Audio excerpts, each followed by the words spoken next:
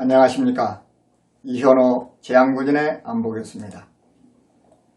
2010년 11월 23일 오후 2시 30분경 해병대가 호국훈련 일환으로 서해상에서 사격훈련을 실시하던 중 북한이 선전포고도 없이 76.2mm 평사포와 122mm, 130mm 방사포 등 170여 발의 포탄을 평화로운 섬마을 연평도에 퍼부었습니다.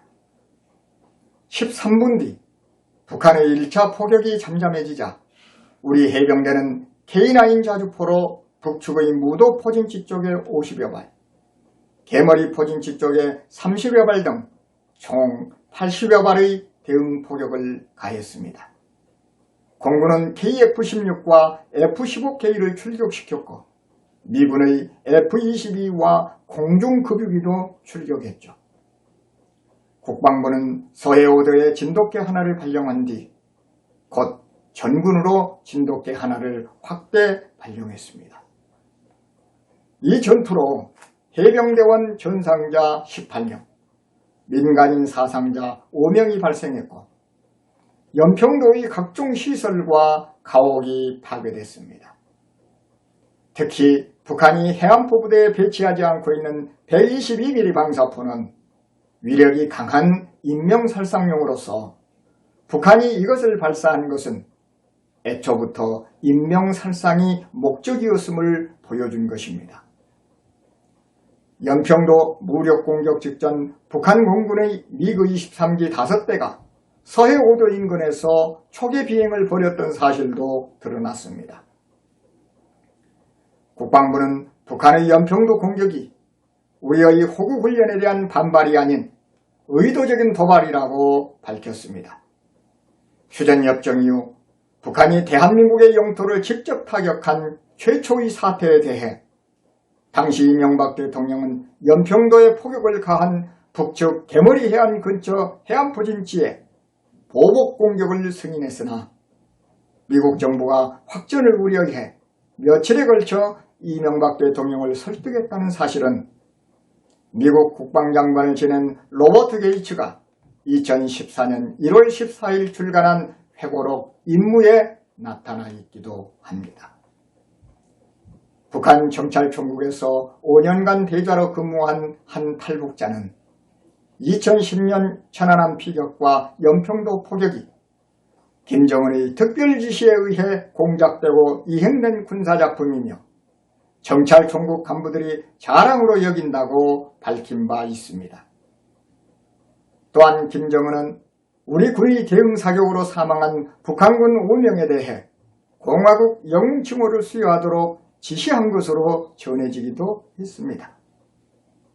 군은 북한의 연평도 포격 이후 교전수칙을 수정하고 전력을 증강했습니다. 서북도서 작전 개념을 북한의 기습상륙 저지라는 방어적 개념에서 유사시 북한 해안기지와 내륙지역 일부에 대한 선제 타격이 가능한 공격 거점 개념으로 전환하고 선조치 후 보고로 현장 지휘관의 차량권을 강화했습니다. 번개사업이란 이름으로 북한군 장사정포와 300mm 방사포, 스커드 탄도미사일을 무력화할 수 있는 사거리 120km의 전술지대지 유도무기 양산을 결정하고 서해 지역을 맡고 있는 해병대 병력을 2020년까지 3,200명을 줄이고 유교단도 연대급으로 축소하는 국방개혁 추진을 백지화하고 서북도서 방위사령부를 창설해 병력 1,000여 명을 추가 배치했습니다. 이에 앞서 연평도에 전차와 다련장포, 신형 대포병 레이더 아서 등 8개 전력을 전환 배치하고 K9 자주포, K10 포탄 운반차, AH-1S 코브라 공격 헬기, 링스 헬기 등을 새로 배치하고 경납고 등 방어시설을 구축했습니다. 새로 배치된 K9 자주포와 155mm 견인포는 사거리가 길어 북한의 황해도 해안까지 타격할 수 있습니다. 북한의 연평도 도발 당시 제 기능을 하지 못했던 대포병 탐지 레이더를 보완하기 위해 음향 표적 탐지 장비 할로도 배치했습니다. 아울러 북한이 연평도에 무차별 포격을 가한 23일 오후 11시께부터 경기 북부와 강원 동북부 지역 4곳에서 40만 장에 이르는 대북 전단을 살포하고 북한의 추가 도발이 계속될 경우 대북 확성기 방송도 병행한다는 방침을 밝혔습니다. 2000년 이후로 사라진 주적 표현도 2010년 발간된 국방백서에 포함시켜 북한 정권과 군은 우리의 적이라고 명시한 것 기억하실 겁니다. 한미연합훈련과 서해사격훈련도 강화했습니다.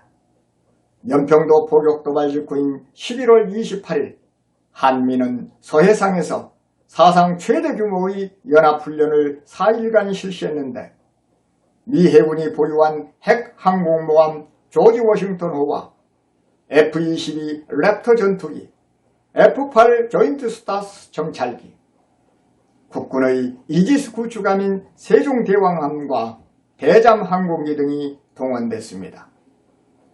12월 20일에는 1974년 이후 정기적으로 해왔던 연평도 부근 서해상에서 사격훈련을 실시했습니다. 이 훈련에는 K9 자주포, 105mm 견인포와 해안포, M48 전차, 81mm 박격포 등이 동원돼 130여 발의 포탄이 북방 한계선에서 남쪽으로 10km 이상 떨어진 곳을 향해 발사됐습니다. 북한의 상륙작전에 대비한 발칸포 사격도 실시하고 주한미군도 U-2정찰기를 출격하는 등 훈련에 참여했습니다.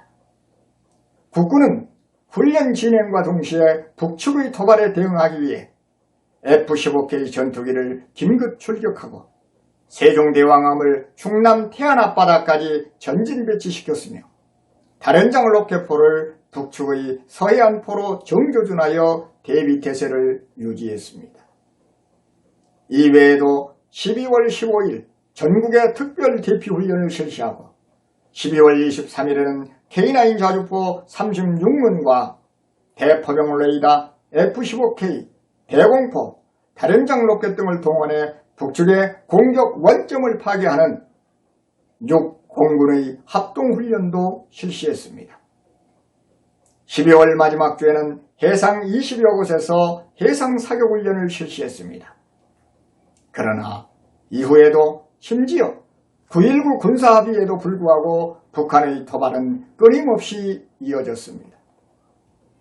2010년 정부는 공식 명칭을 연평도 포격도발로 규정했다가 금년 3월에야 연평도 포격존으로 변경했습니다. 2010년 겨울 연평도를 방문한 미군 지휘관들은 상상할 수도 없는 용기를 보여줬다며 연평부도를 치하했지만 정부는 전투 중 산화한 두 해병에게만 훈장을 수여했다가 금년 10월 뒤늦게 18명에게 포상했습니다.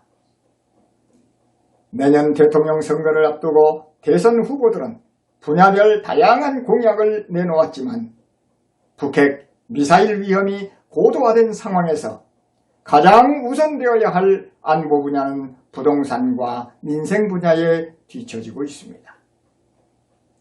당장 힘들고 막막한 국민들의 고충이 이해되지 않는 것은 아니나 안보 분야가 홀대되고 있는 현실은 안타깝고 우려스러운 일입니다. 국방부는 민간군 합동위원회를 출범시켜 각종 병역문화 개선책을 쏟아내고 있지만 과연 현실화될 수 있을지 의구심이 드는 것도 어쩔 수 없습니다. 언론에 비친 군은 항시 대비태세가 완비되어 있다고 호언하지만 그럼에도 가슴 한구석에 불안감이 존재하는 이유는 무엇일까요? 어떤 부모는 아들의 부대에 면회 갔다가 거수경례가 사라지는 대신 몽례가 자리 잡고 있어 씁쓸했다고 합니다. 동기생들끼리만 생활관을 사용하니 위계질서가 없어 보였고 지휘관은 교육훈련을 설명하는 대신 아이들의 안전만 강조하더라고 합니다. 병사들에게 휴대폰 지급이 허용되고 전군의 생활관에 에어컨과 히터가 비치되었다고 자랑하고 있죠. 전투가 더위와 추위를 피해서 벌어지지는 않을진데 어쩌란 것일까요? 복무기간이 짧아지고 병급여는 해마다 오르니 병사들은 좋아라 하지요. 선거 때마다 단골 메뉴로 등장하던 병복무기간 감축이 이제 모병제 공약으로 등장했습니다. 군은 오직 국가 안위 차원에서 국민의 생명과 재산을 위협하는 적이 누구인지, 적이 위협한다면 어떻게 대응할 것인지에 대한 준비를 고민해야 합니다. 우리 국토, 영공, 바다 어느 한 틈에도 나라를 위해 헌신한 우국 청년들의 혼이 서리지 않은 곳이 없습니다. 2010년 11월 23일은 해병대 연평부대원들이 북한의 기습 도발에 용감히 맞서 싸운 날입니다. 감사합니다.